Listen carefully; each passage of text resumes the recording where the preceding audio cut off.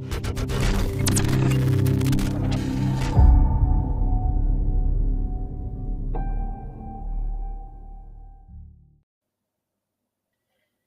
hello, everybody. Welcome back to Unslaved. Happy to be back with you again. We're at part 9 of this fantastic series, getting into the Dead Sea Scrolls deception. I hope you've been following along. If you haven't, please go and check out from the introduction all the way through.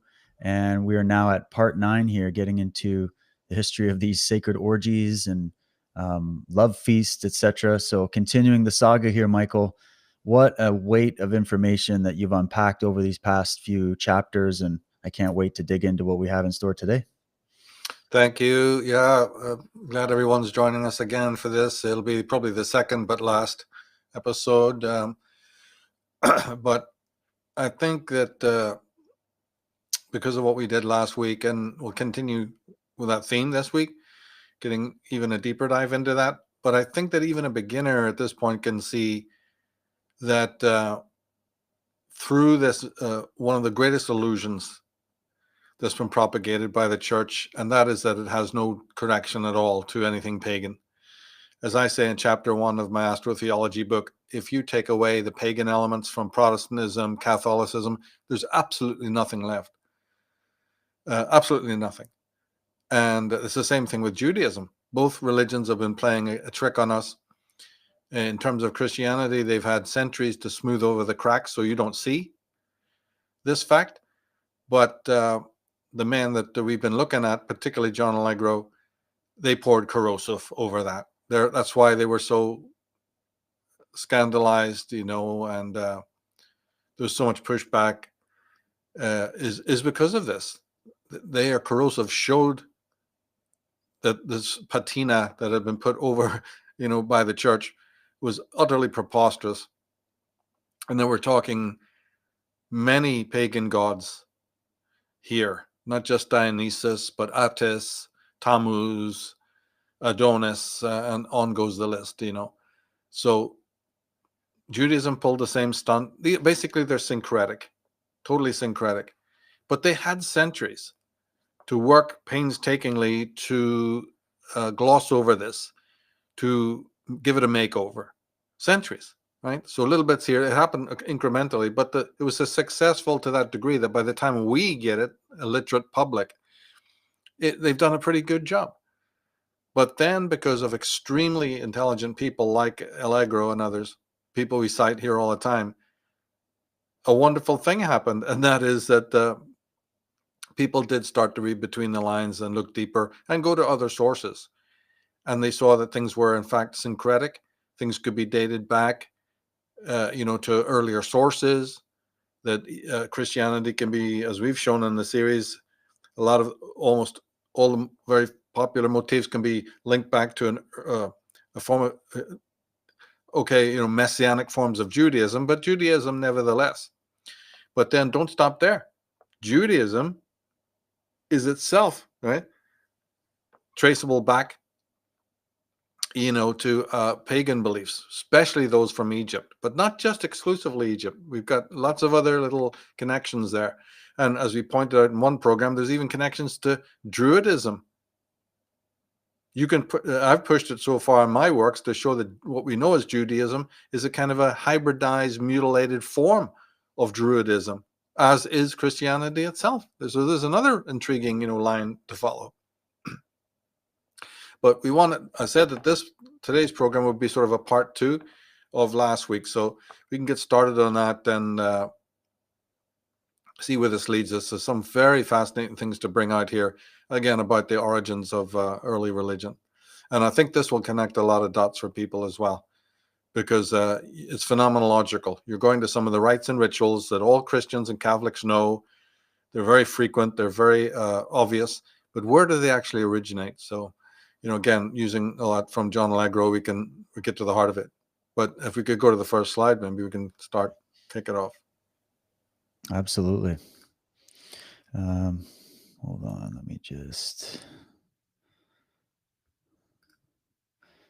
do it like this. Okay, there we go. Sorry about that. Okay, so this is from Dr. Lawrence Block, Mystic Masonry, and entitled The Chosen Ones. There was always an exoteric portion given out to the world, to the uninitiated, and an esoteric portion reserved for the initiates and revealed only in degrees accordingly as the candidate demonstrated his fitness to receive, conceal, and rightly use the knowledge as imparted. Few professed Christians are, perhaps, aware that such was the case with Christianity during the early centuries. Yeah. And that's exactly a truism, if ever there was one. Because when we do programs like this and other people do things, the average Christian immediately knee-jerk reaction, no, you're kidding, wrong. And you can't even say very clever things, smart, obvious things like how many translations there are of the Bible, how many translations there are of even individual verses. They just come at you, and rebut it. But this is because they fall exactly into this category. They don't even realize that there's an esoteric tradition within their own religion. So that's why I say, how can you even dialogue with people like that?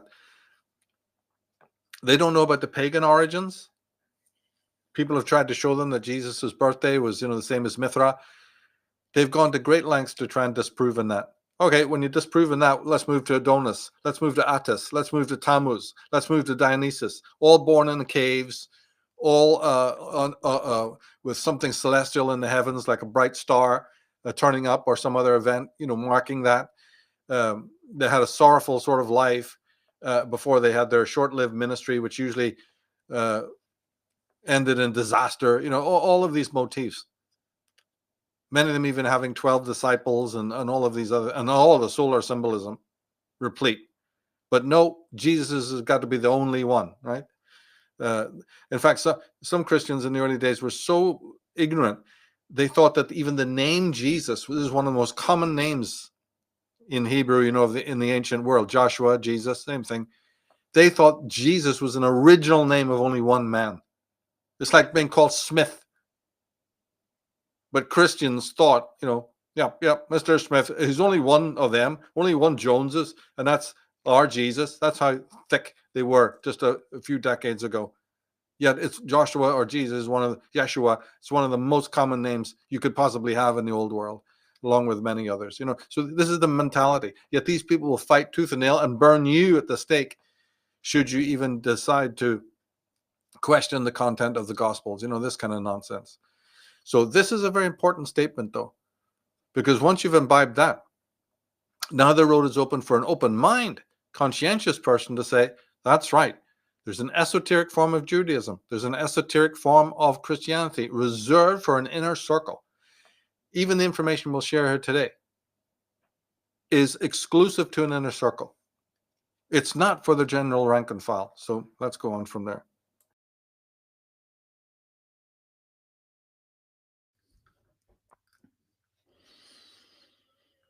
The Garden of Eden. This is from John Allegro now. The prime example of the relation between the serpent and the mushroom is, of course, in the Garden of Eden story of the Old Testament. The cunning reptile prevails upon Eve and her husband to eat of the tree whose fruit made them as gods, knowing good and evil. Genesis 3:4. The whole Eden story is mushroom-based mythology, not least in the identity of the tree as the sacred fungus. Even as late as the 13th century, some recollection of the old tradition was known among Christians. To judge from a fresco painted on a wall of a ruined church in Plain Coral in France. There, the Amanita muscara is gloriously portrayed entwined with a serpent, while Eve stands by, her hands on her belly. Yes, and as I said in my books, Trees of Life, there's 700 examples of over 700 examples of this mural, a Christian mural, this fresco, clearly showing this. Because again, when the Christians scream, "You got no evidence. Where's your sources?" The sources are there, but they were in these heretical paintings. Like we talked about Leonardo da Vinci a little bit last time, right?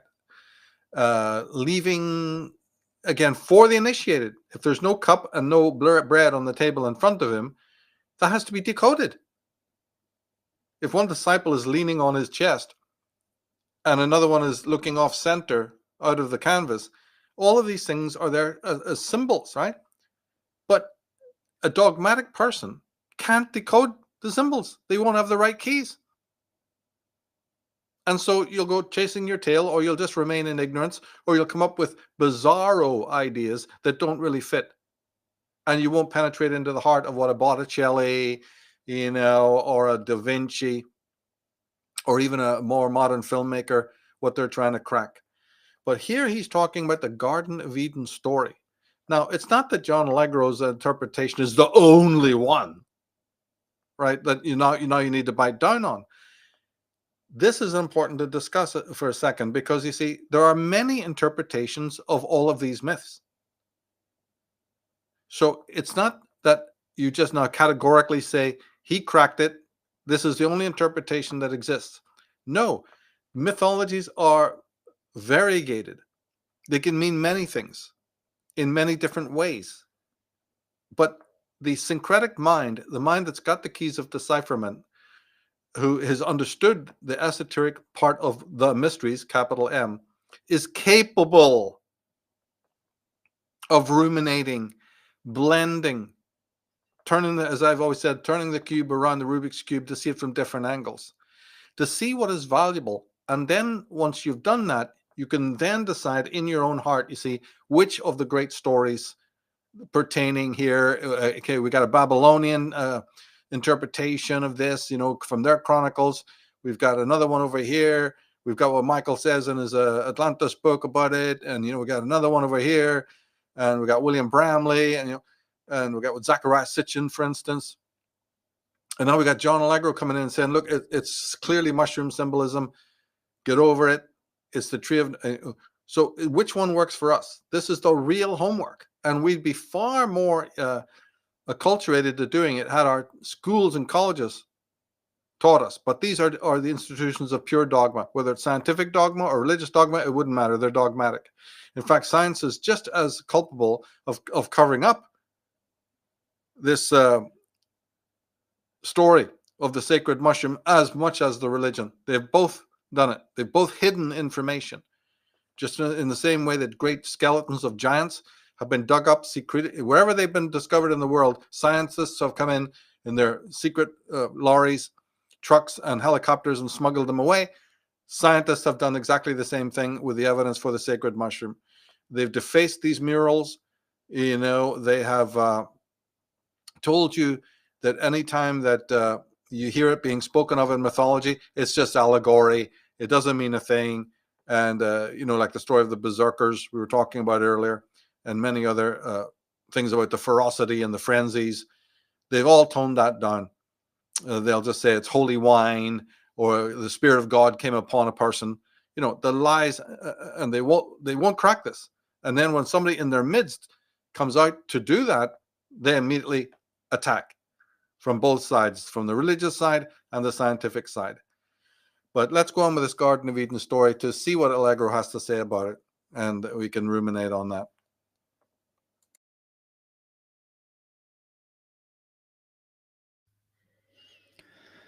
So this one is Tree of Life, and this comes from R. Gordon Wasson on Soma. Through the centuries, we have heard references to the Tree of Life, the World Tree, the Tree of the Knowledge of Good and Evil, and perhaps other names, always pointing to a tree that is revered as holy, the focus of the religious feeling of the people thereabouts. The tree is never concealed, but it is a pity that seldom has the genus or species of tree been noted. I now make bold to suggest that it is always the host of Amanita muscara. The fruit of that tree is subject to taboo, spoken about only one-to-one, most frequently in the evening by candlelight. It is never mentioned in the marketplace or in mixed company. We must assemble all references to this tree and prepare a map showing where it has been worshipped and by whom. Does the religion of that tree still survive? Yeah, let's go on.